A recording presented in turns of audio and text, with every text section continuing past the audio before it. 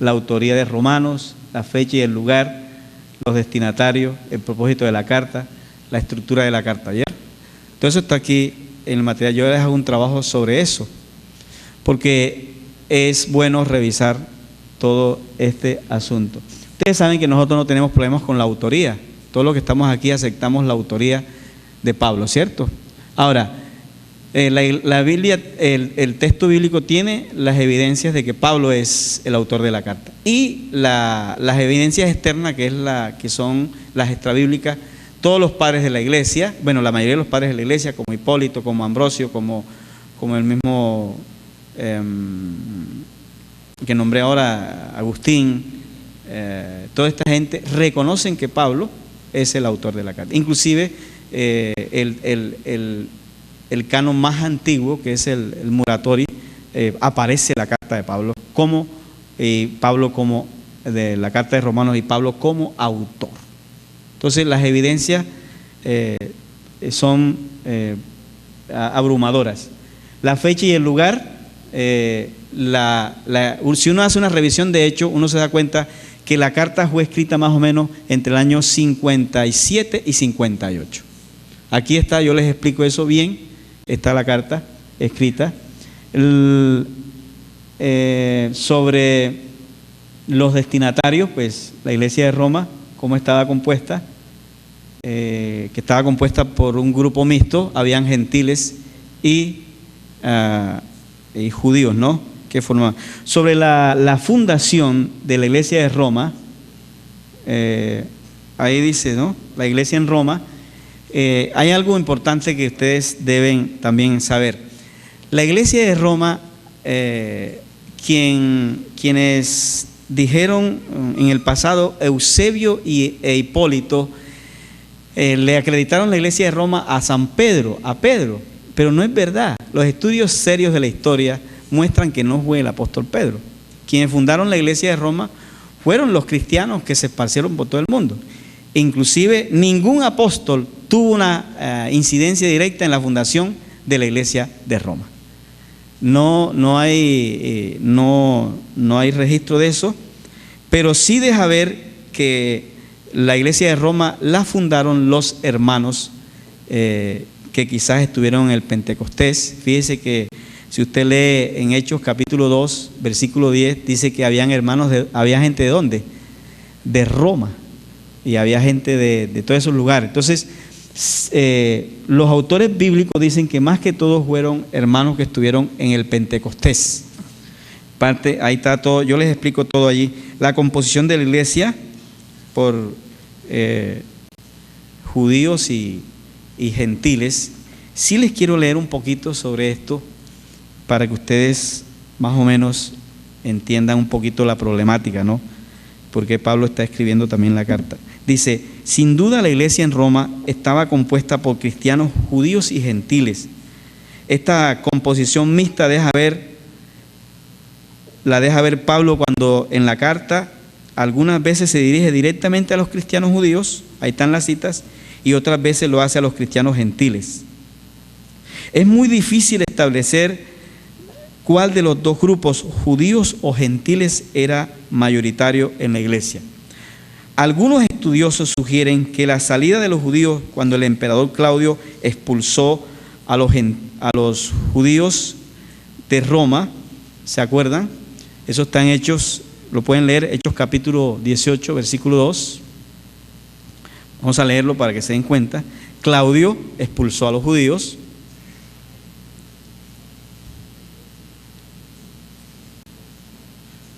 En esa ocasión salieron ¿quién? Priscila y ¿quién? Y Aquila. Más o menos esto fue para el año 42, cuando expulsaron a los a los judíos.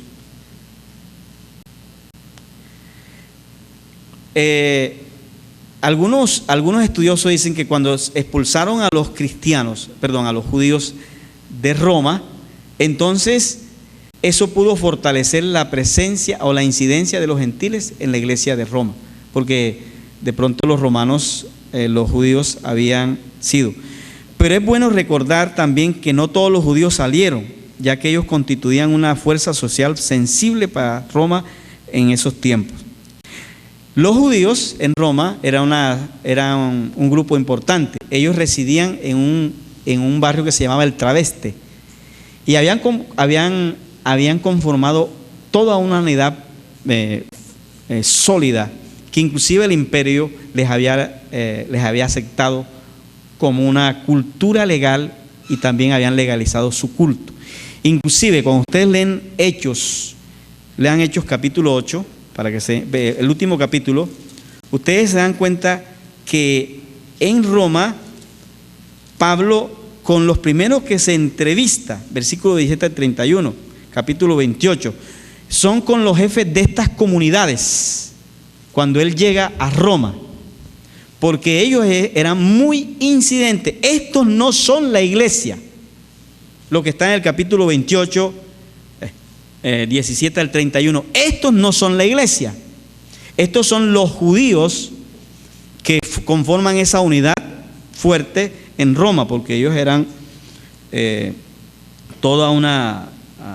hayan formado todo un gueto, ¿no?, fuerte en Roma. Y cuando Pablo llega a Roma, dice que los manda a buscar a su jefe y se entrevista con ellos. Y Pablo les empieza a exponer acerca del evangelio y ellos no le aceptan a Pablo. Y fíjese que en la conversación uno se da cuenta que ellos como que no saben mucho de Pablo, ni tampoco les interesa acerca de lo de él. Dice, versículo 17, aconteció que 3 días después Pablo convocó a sus discípulos de los judíos, convocó a los principales de los judíos, a los cuales luego que estuvieron reunidos les dijo: yo, varones hermanos, no habiendo hecho nada contra el pueblo ni contra las costumbres de nuestros padres, he sido entregado preso desde Jerusalén en manos de los romanos, con los cuales, habiéndome examinado, me querían soltar, pero por no haber en mí ninguna causa de muerte. Pero poniéndose los judíos, me vi obligado a apelar a César, no porque tenga que acusar a mi nación. Entonces él les empieza a explicar, ¿cierto? En versículo 21, entonces ellos le dijeron: nosotros ni hemos recibido de Judea carta acerca de ti, ni de alguno de los hermanos que haya denunciado o hablado algún mal de ti. O sea, nosotros no estamos enterados de ti. Y mire lo que le dicen. Así que, versículo 22, pero queríamos oír de ti lo que piensas, porque de esta secta nos es notorio que en todas partes se habla contra ella. ¿Cuál es la secta? ¿Ah? El evangelio. Entonces, esto no es la iglesia, estos son los judíos, las comunidades esas que estaban allí, pues, que eran muy, muy poderosas. Se dice que la iglesia conformada por gentiles y judíos habían llegado a algunas dificultades bastante grandes. O sea, habían peleas internas en la iglesia entre judíos y gentiles. Hay un historiador que se llama Seutonio, no sé cuántos de ustedes lo han oído nombrar, ¿no? Él escribe sobre los 12 Césares. Dice que se presentó en Roma un alboroto tan grande por un tal Cresto, que es una alusión directa a Cristo, de tal manera que Claudio expulsó a los judíos. O sea que parece que la expulsión que se da de los judíos en Roma fue precisamente por las diferencias que habían internas de la iglesia, que desbordaron la iglesia y salieron afuera. ¿Cómo le parece? O sea, problemas internos de la iglesia. Quiero que lean esto con cuidadito. Romanos 16. Mucho cuidado con esto.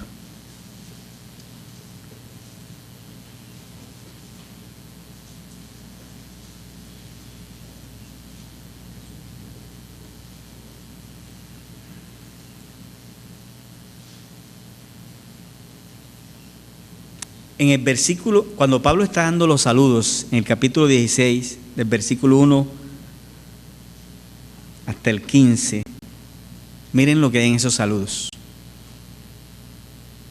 Hay que pisar con mucho cuidado. Con mucho cuidado. Y yo sé que esto es muy bueno aquí en la Asociación de Ministros. Mire cómo Pablo saluda. Parece, deja ver algo, dice, versículo 5, saluda también a la iglesia de su casa. Hay una iglesia en la casa de Priscila y Aquila. Pero si sigues leyendo, en el versículo 10, saluda a Apeles, aprobado en Cristo, saludad a los de la casa de Aristóbulo. Esta es otra iglesia. Si ustedes pueden leer en el versículo 14, saludad a Síntico, a Flogente, a Hermas, a Patrobas, a Hermes y a los hermanos que ¿qué? Que están con ellos. Por eso les dije, lean con cuidado eso. Y Pablo está saludando a la iglesia en Roma. Si leen el versículo 15, saluda a Filólogo, a Julia, a Nereo y a su hermana, a Olimpia y a todos los santos que están ¿qué? Con ellos.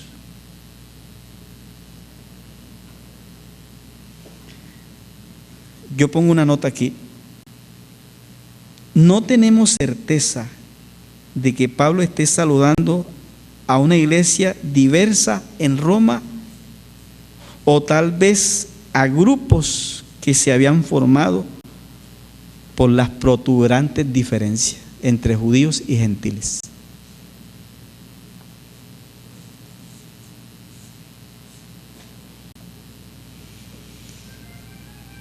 Oiga, Dios mío. Oye, eso sí me sirvió para la conferencia porque la gente se me estaba durmiendo. Tranquilo que esto es información apenas. Ya vamos a entrar en la carta. Hermanos, la iglesia de Roma no fue que le llegó la carta a una iglesia. Le llegó a la Asociación de Ministros.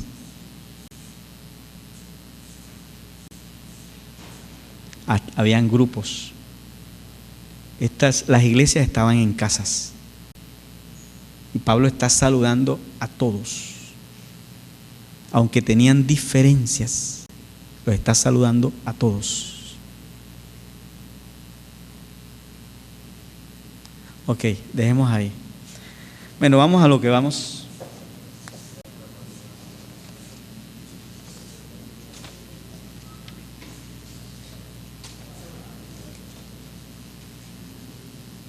Ahora sí, a tomar apuntes. Vamos a ver la estructura de la carta.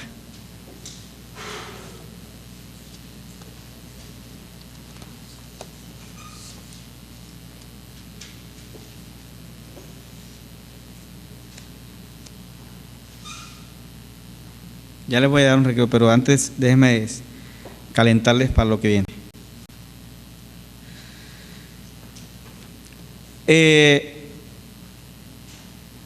Los estudiosos proponen varias estructuras, ¿no?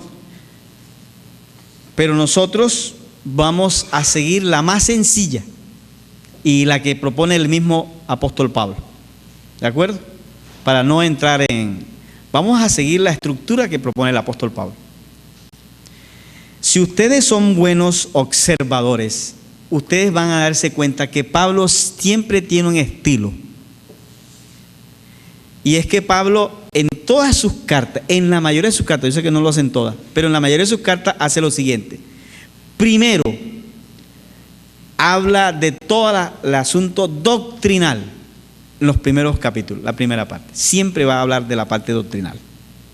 Y después, en todas sus cartas, al final, entonces va a dar los consejos. Ese siempre es el estilo epistolar de Pablo. Ese estilo epistolar de Pablo, los estudiosos hoy lo llaman estilo de razón. Razón que tiene dos elementos: causa-efecto. En este caso, las causas es los asuntos doctrinales y los efectos son los consejos prácticos. En Romanos, siguiendo ese pensamiento de Pablo, ahora sí, en Romanos, toda la parte doctrinal se encuentra del capítulo 1 hasta el capítulo 11. Toda la parte doctrinal. Capítulo 1 hasta el capítulo 11.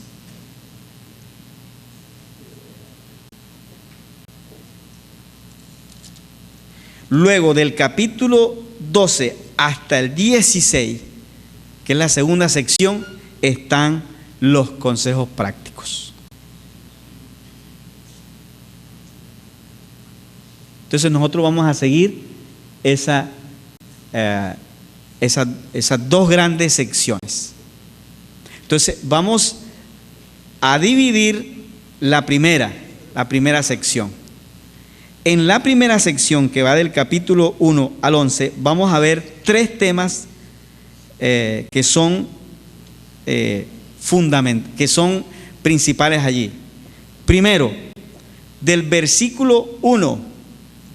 capítulo 1 hasta el 5, vamos a ver el tema de la salvación, cómo lo expone Pablo.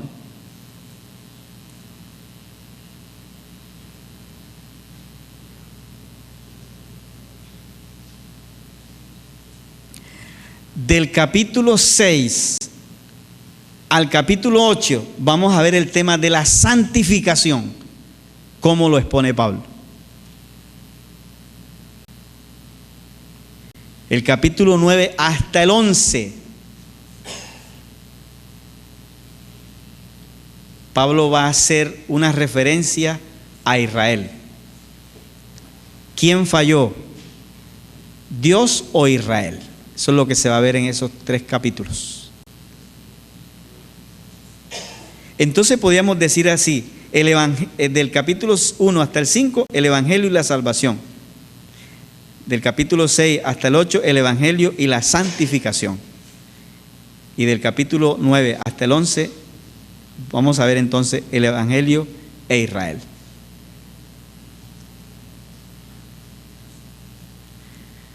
Siempre que ustedes estén predicando en Romanos, entre Romanos capítulo 1 y 5, ¿qué tema estarán tratando siempre? Salvación. ¿Oyeron? Y siempre que estén en la sección del 6 hasta el 8, siempre estará Pablo ¿qué? ¿Acerca de qué? De la santificación.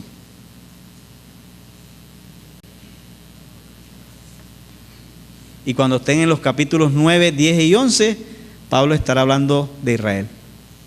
¿Oyeron? Ok. Entremos aquí en la primera sección, capítulo 1, versículo 1 al 14, está el prólogo de la carta. Y aquí hay una cosa bien bella. Quiero que vayan ahí a Romanos 1, versículo 1.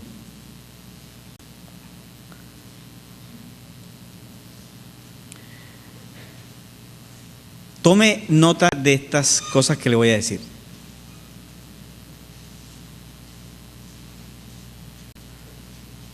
En el versículo 1,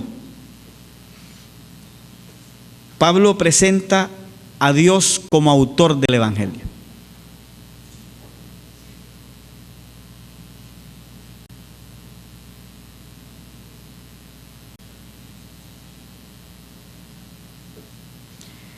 En el versículo 2, Pablo presenta a la Escritura como la base del Evangelio.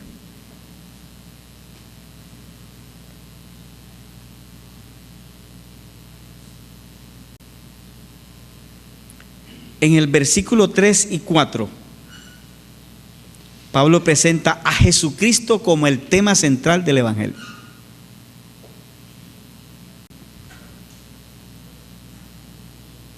Y ahí tienen para predicar un mes. en el versículo 5, Pablo dice cuál es el propósito del Evangelio. Y se lo voy a decir enseguida: que los hombres obedezcan a la fe.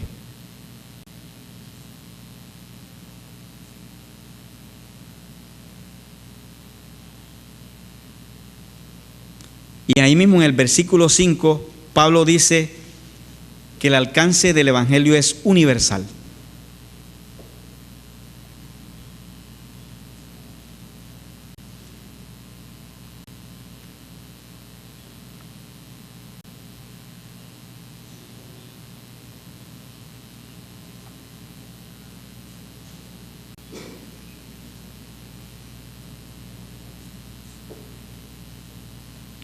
¿Vamos bien entonces?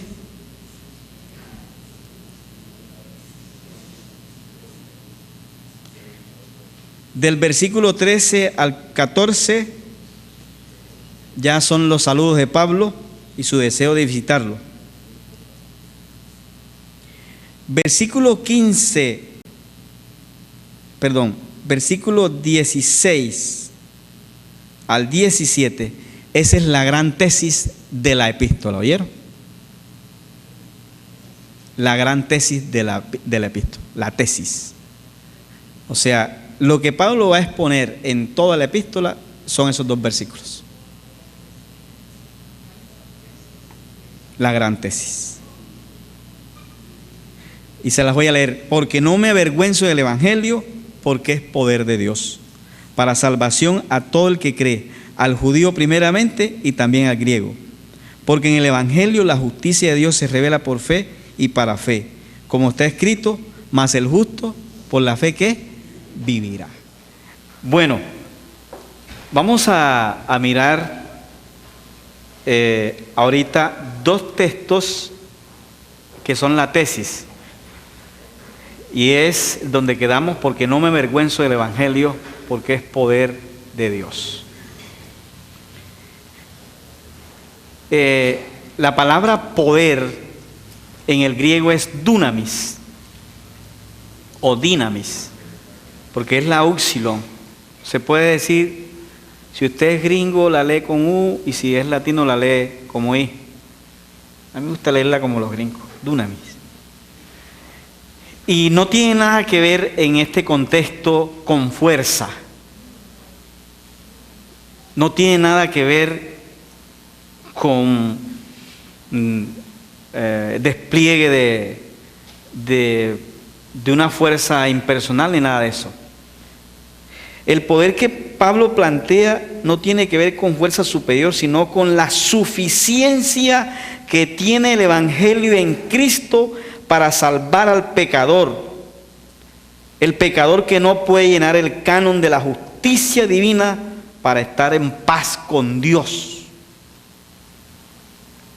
El Evangelio revela cómo un Dios justo y santo satisface su justicia en Cristo para declarar al pecador justo delante de Él y seguir Él siendo justo, seguir siendo Dios justo. Ese es el poder. Inclusive la palabra poder es la misma palabra milagro. Y en el contexto griego, el poder es eso que irrumpe la cotidianidad del ser humano para cambiar la dinámica de su vida. Y a eso que se refiere el apóstol Pablo. Ahora, yo les voy a decir esto. Cuando Pablo dice que el Evangelio es el poder de Dios, lo está diciendo en el imperio. Hablar de poder en el imperio. Para este tiempo Roma tiene 1 millón de habitantes. Es el sueño americano. Roma es la nodriza de la sociedad, la capital intelectual del mundo. Históricamente se dice que los griegos son la madre de la sociedad pero en Roma se tuvo la nodriza, la sociedad. La iglesia de Roma no estaba conformada tampoco por cualquier clase de cristiano. Era una iglesia influyente hasta el día de hoy, cuando ya las demás iglesias desaparecieron. Entonces no estamos hablando de cualquier iglesia.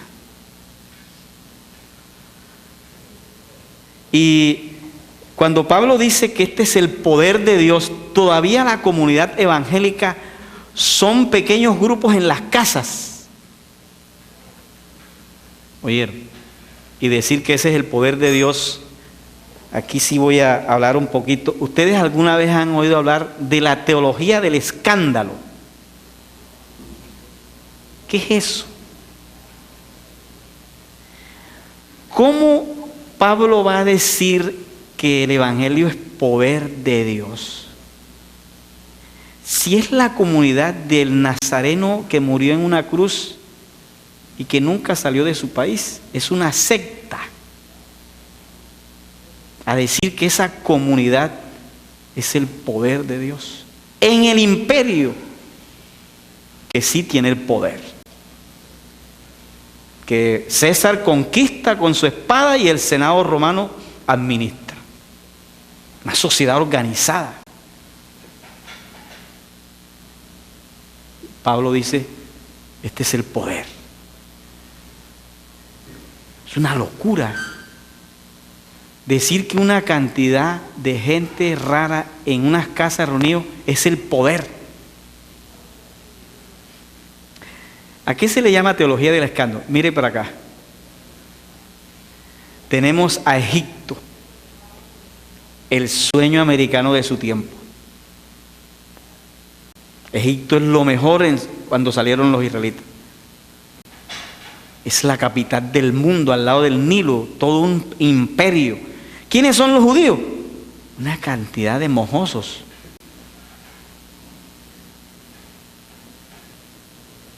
Una cultura que no tiene ni tierra, ni tiene nada.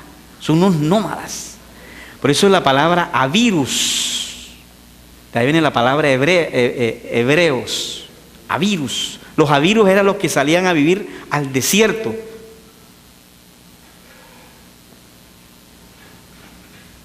Y estos avirus, que eran los que construían los ladrillos en Egipto, se presentan ante Faraón con un palo. Yo me imagino esa delegación en la corte faraónica, con semejante esplendor, y ahí está Faraón en la silla, y piden una audiencia, y se presenta Moisés con un palo, y Aarón y otros ancianos allá atrás de él, y Faraón allá con toda su pompa. Y miren, esto es lo que es la teología del escándalo. Nosotros somos el pueblo de Dios.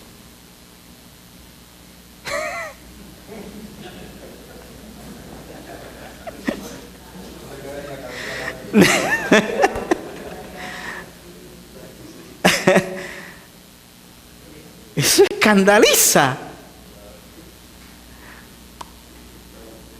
2000 años después,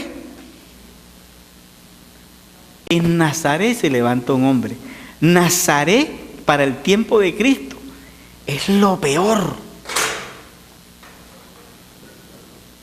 Es como decir que viene de la comuna peor de Medellín, la comuna 13. Decir Nazaret era un peyorativo de ofensa. Y allá viene alguien y dice que es el Hijo de Dios. ¿Cómo le parece? A decirle a la sociedad, yo soy Dios. ¿Cómo así? Este no es nazareno, este no es hijo de María y el carpintero. Eso es lo que es la teología del escándalo. Aquel pueblo que le dijo a Moisés, es que nosotros somos el pueblo de Dios. ¿Y qué les dijo Faraón? Vayan a buscar oficio. Sean serios. ¿Cierto que les aumentaron el trabajo? Yo les pregunto en esta mañana, ¿Eran o no eran el pueblo de Dios? Y aquel que dijo que venía de Nazaret con unas túnicas todas raras y en chancleta, dijo, yo soy el Hijo de Dios. ¿Era o no era el Hijo de Dios? Y ahora Pablo también dice, es que esta comunidad es el poder de Dios. ¿Cómo así? Si nos van a hablar nosotros de poder, dicen los romanos. Y a los griegos, ¿cuál era el poder de los griegos? La sabiduría. Y ahora viene a decir una cantidad aquí de una secta de nazarenos y dice que ellos son el poder. Pero 300 años después, Roma se rindió ante el Evangelio. Toda. Roma se cristianizó. Porque ese era el poder de Dios. ¿Y cuántos los creen que es el poder de Dios? Amén. Y nosotros aquí en Sincelejo podemos también ser el pueblo del escándalo. Pero ¿cuántos de ustedes están convencidos que son el pueblo de Dios? Y que el verdadero poder es el Evangelio. De eso debemos estar convencidos. Y no importa cómo nos vea la sociedad, lo importante es saber quiénes somos en verdad. Hablar de poder. Y Pablo dice, este es el poder de Dios. Eso es lo que es la teología del escándalo. Y todos la vivimos. En un pueblo puede que los cristianos sean las personas más insignificantes del pueblo, pero ese es el pueblo de Dios. La iglesia. Entonces, eso es lo que Pablo está planteando en el momento en Roma. Quería también darles esta información. Cuando Pablo dice que el Evangelio es el poder de Dios, ¿qué motivaciones hay detrás? Miren esto. Roma había organizado los pueblos de la siguiente manera. Eso es lo que se llama el sincretismo romano. Roma no se metía con aquello que no le causara problema a la estabilidad del Estado. Y cada pueblo podía adorar a sus dioses en su manera. Entonces Roma organizó 3 grupos para organizar las religiones entre todos los pueblos. Organizó lo que se llamó las religiones de la naturaleza. Ese era un grupo. Allí pertenecían todas las culturas que eran panteístas, los que creían que el rayo era Dios, que el viento era Dios, que el sol era Dios, que la lluvia era Dios. Todo eso, Roma los clasificó como religiones de la naturaleza. Roma clasificó también otros grupos religiosos, los que creían en ángeles, los que creían en resurrección, porque no solamente los cristianos creían en resurrección, había otras culturas, los que se bautizaban, los que creían en demonios, los que hacían sacrificios, los que realizaban sus cultos. Roma organizó eso entonces lo que se llamó las religiones del misterio, religiones del misterio. Y había la religión oficial del imperio que se llamaba la religión del Estado, cuyo dios era César. El imperio se empezó a divinizar con Augusto César. A Roma se le llamó la Deo Roma, la ciudad divina. Y César era su dios. Ave César quiere decir César es Señor. Cuando entra el cristianismo a decir que Cristo es Señor y no es César, ahí empezó la iglesia a tener dificultades. ¿Cuándo empezó a tener problemas la iglesia con Roma? Cuando el evangelio empezó a dignificar al esclavo. Porque en Roma el esclavo es lo que se llamaba un instrumentus vocali. Eso quiere decir herramientas que hablan. ¿Cómo le parece?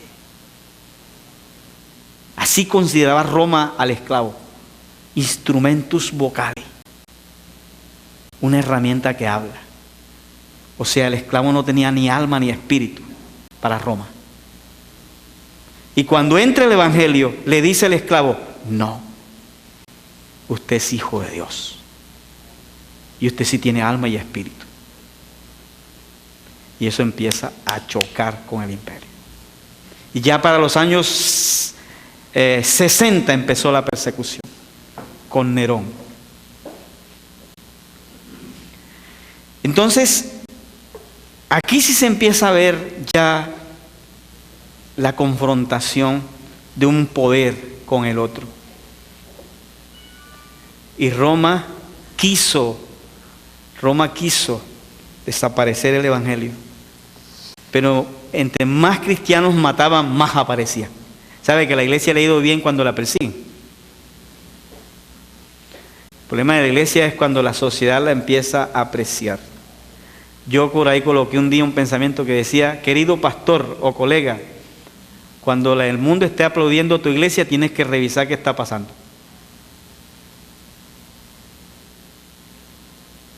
Porque la Biblia dice que el mundo nos aborrecerá, ¿sí o no?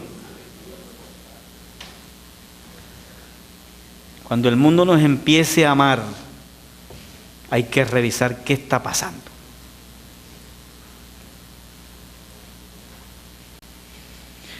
Entonces, ahora, si el Evangelio que cree en ángeles y cree en resurrección y bautiza, ¿en qué grupo de Roma podía caber? ¿En qué religión? ¿Religiones de qué? Del misterio. ¿Y qué dice Pablo de salida? ¿El Evangelio es de quién? ¿De quién? De Dios. ¿Qué está diciendo con eso? No, señor, un momentico. Esto no va en ninguna clasificación, porque este es el poder de Dios. Y cuando dice que el Evangelio es de Dios, inmediatamente Pablo desbarata cualquier argumento de pensar que el Evangelio es un ala del judaísmo o es una expresión religiosa de la cultura judía. El Evangelio es de Dios, es el mensaje de Dios. Y aquí les quiero decir, el Evangelio no es de los evangélicos, ni el Evangelio es el negocio de algunos de nosotros. El Evangelio es el poder de Dios. Es de Él. Mucho cuidado con eso. Aquí entonces Pablo va a decir que en el Evangelio se revela la justicia de Dios. Y en estos primeros 5 capítulos, esa es la palabra, la justicia de Dios, que es el canon que ningún hombre puede llenar. Y en la Biblia nosotros podemos encontrar la justicia de 3 maneras.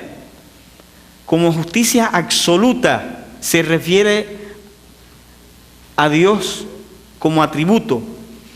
Dios en sus atributos tiene la justicia. Ustedes saben que los atributos de Dios son comunicables e incomunicables, ¿cierto? Eso lo sabe uno en la clase elemental. Los pastores deben saber eso. Ahí los atributos son comunicables e incomunicables. Los atributos comunicables son los que Dios le comunica al hombre, los comparte con él. Dios es justo, nosotros también tenemos que ser justos. ¿Estamos de acuerdo? Eso es compartir el atributo. Dios es santo, nosotros también tenemos que ser santos. Ese atributo es comunicable. Dios ama, nosotros también tenemos que ¿qué? Amar. Esos son los atributos, y hay atributos de Dios que Él no comunica. ¿Como cuáles? La omnipotencia, la omnisapiencia, la omnipresencia, la omnisciencia, la inmutabilidad. Eso no los comunica Él. Pero en la Biblia encontramos la justicia como atributo. Tiene sentido moral. Por esta razón, Dios no puede ver el pecado con el más mínimo grado de tolerancia. Nada. En la Biblia encontramos a un Dios justo, que no tolera en ningún momento el pecado. En segundo lugar, encontramos como justicia retributiva, por medio del cual Dios establece penas y recompensas. En el Antiguo Testamento se ve mucho la justicia retributiva. Al hombre se le da de acuerdo a como Dios le pida que obre, y se le retribuye al hombre. Pero también en la Biblia, y en este sentido es que lo vamos a estudiar acá, como justicia imputada, que es la que Dios otorga a quienes creen en Cristo para declararlos justificados. Ahí está el concepto de Pablo, qué belleza, ¿no? Ahí lo podemos leer. Mire la diferencia entre el Antiguo Testamento y cómo Pablo veía la justicia. Miren, en el Antiguo Testamento, la justicia regía los hechos y la conducta y la vida del pecador y los exponía delante de Dios. Ahora en Pablo, en Romano, Pablo en el Evangelio, la justicia está a favor del pecador para defenderlo. Y ahora lo vamos a ver. En el Antiguo Testamento la justicia tenía sentido escatológico para el pecador. Era una esperanza que la gente esperaba. Para Pablo en el Evangelio es de forma inmediata que la justicia obra en el pecador. Es ahora que el pecador es ¿qué? Justo. La Iglesia Católica todavía sigue el concepto este. Para la Iglesia Católica la salvación es una esperanza, que quién sabe qué irá a pasar allá adelante. ¿Cuántos están seguros ya que han sido justificados en Cristo? Es ahora, que si no, no estaríamos aquí. Somos justos ahora. Gracias a Dios por eso. En el Antiguo Testamento la justicia solamente exoneraba al pecador, nada más. Para Pablo en el Evangelio no solo lo exonera, sino que también lo reconcilia con Dios y nos devuelve su amistad. Eso es lo que vamos a mirar acá. Ahora, aquí hay algo, vamos a ver si seguimos allí, que más hay allá arriba. Aquí hay algo que tenemos que resolver en el versículo 18. Creo que está en Romanos 1:18. Esto es lo que se llama la antítesis a la justicia.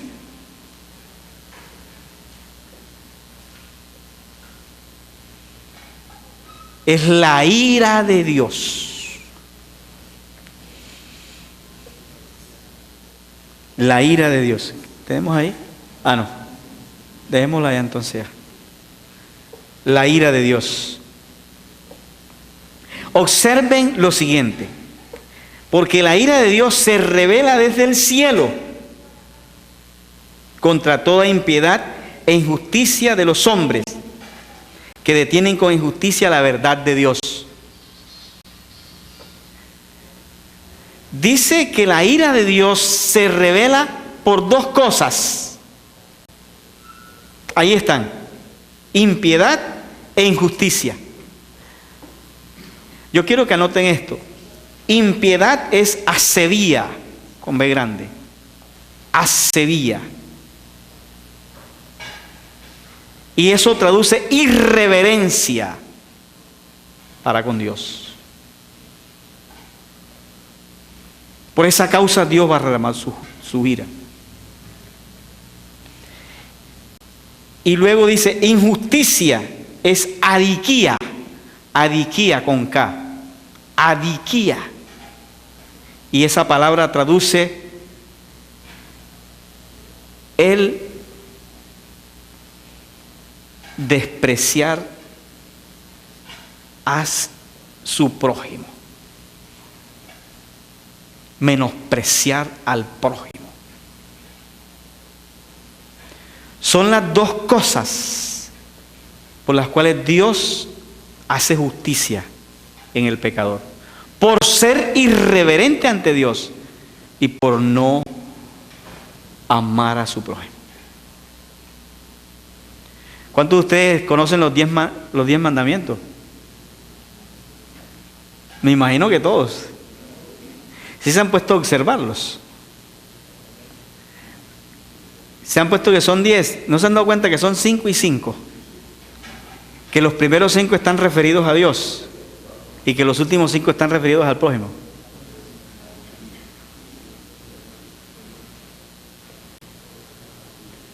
La ley está para eso apenas, para guardar mi relación con Dios, mi relación con el prójimo. Y eso es lo que Pablo está tomando aquí. Dice, por eso va a venir la ira de Dios. Bueno, entonces yo quiero decirles algo aquí también, antes de irme a lo que les voy a decir. En versículo 17, porque en el Evangelio la justicia de Dios se revela por fe y para fe, como está escrito, mas el justo por la fe, ¿qué? Ok, paren aquí. Esa cita es de Habacuc, capítulo 2, versículo 4. Yo en el seminario mi profesor de Antiguo Testamento me puso a hacer un trabajo de ese versículo y demoré 2 meses haciéndolo. Solo versículo. Trabajándole todos los días con la Septuaginta y el texto hebreo para ver de dónde lo había citado Pablo y en qué contexto. Si lo había citado de la Septuaginta, que es una traducción al griego del texto masorético, que se hizo en el año 200 antes de Cristo, o si Pablo lo había tomado del texto hebreo directamente. Y yo encontré que Pablo no utilizó la Septuaginta, utilizó el texto hebreo. La palabra fe en hebreo es emuná.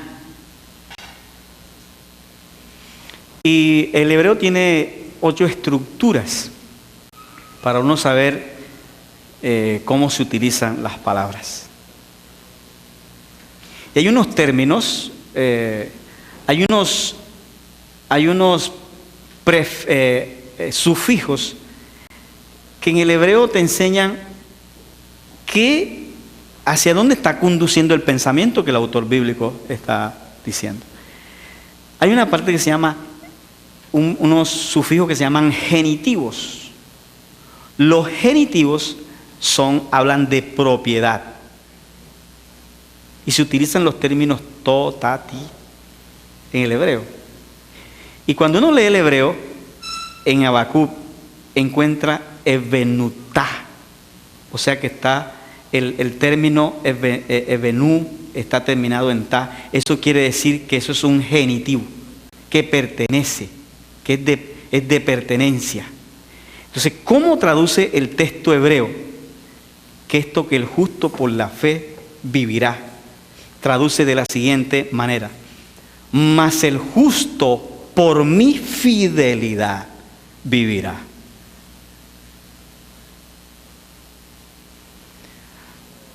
No es la pretensión de ninguno para justificarse delante de Dios. Es que Dios ha querido ser fiel e imputarnos su justicia.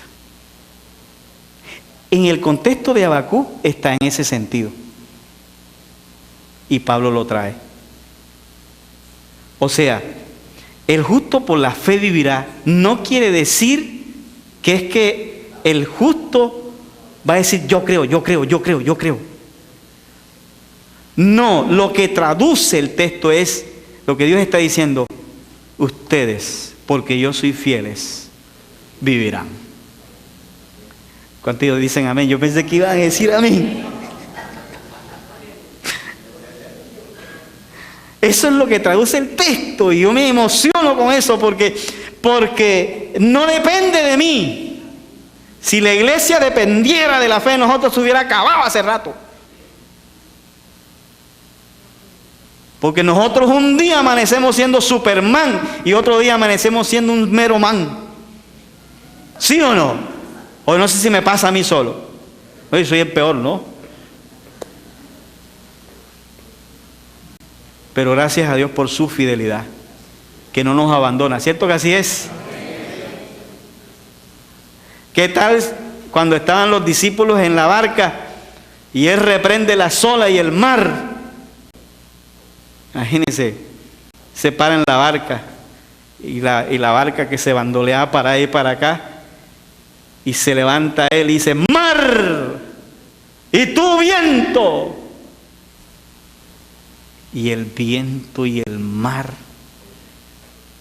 recordaron esa voz de Génesis 1. Era la voz de su creador. Y lo vieron en la barca e inmediatamente hicieron silencio. Su creador estaba en la barca. Inmediatamente. En silencio.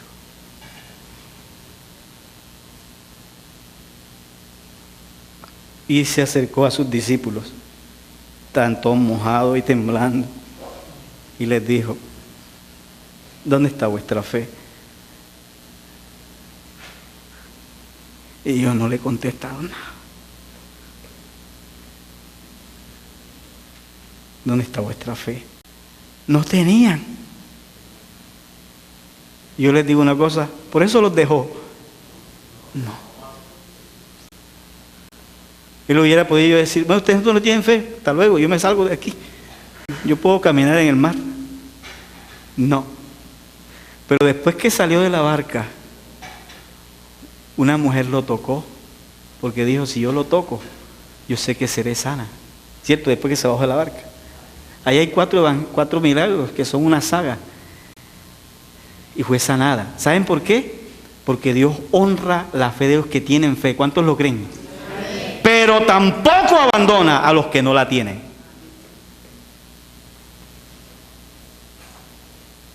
Porque es su fidelidad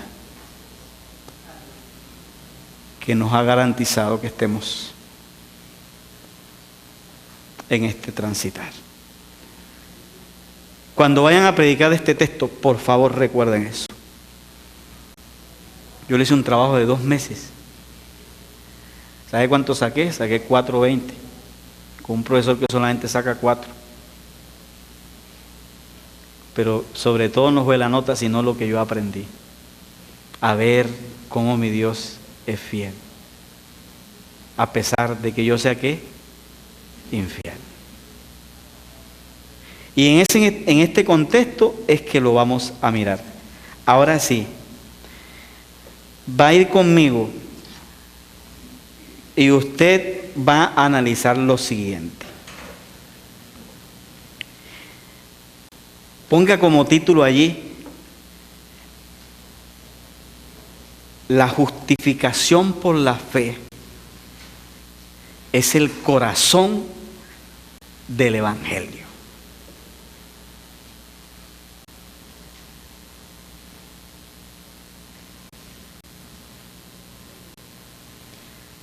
Va a ser un recorrido conmigo ahora desde el versículo 18 hasta el capítulo 3 completo.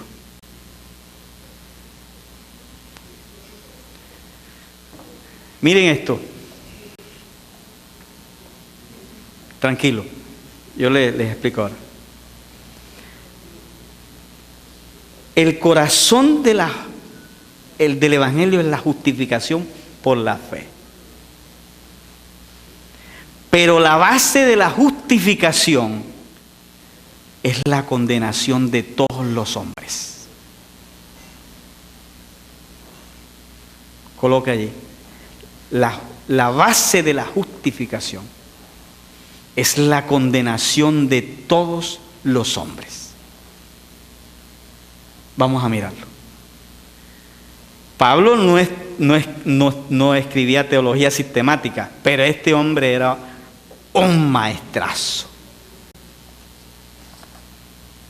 Mire, versículo 18 del capítulo 1 hasta el 32, coloca allí, versículo 18 hasta el 32.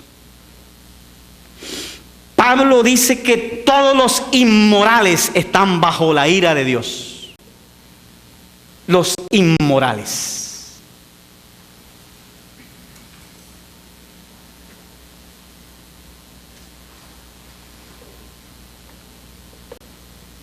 los homosexuales, las lesbianas, los injuriosos, los maldicientes, los desobedientes,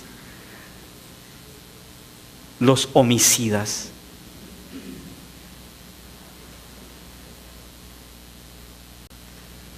Capítulo 2, versículo 1 hasta el 16. Usted se va para la casa y después lo lee y va a decir, oye, ¿verdad que sí?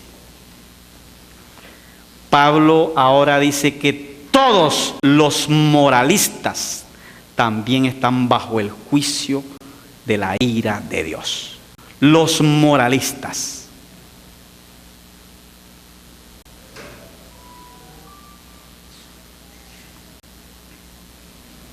Aquellos que no se comportan igual a los inmorales. Capítulo 2, versículo 17, hasta el capítulo 3, versículo 8. Pablo va a decir que todos los religiosos están bajo la ira de Dios.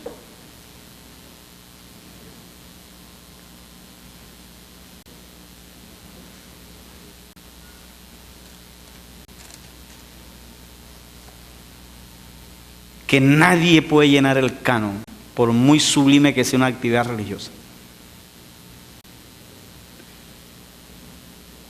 Versículo 9 del capítulo 3 hasta el 20,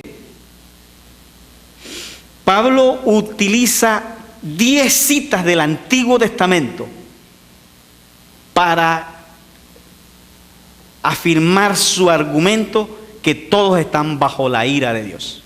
Si quiere se va a la casa y se da cuenta que cita la mayoría en Salmos y en Eclesiastés. 10 citas del Antiguo Testamento.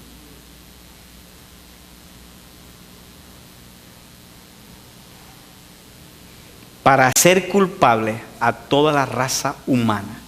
Mire para acá.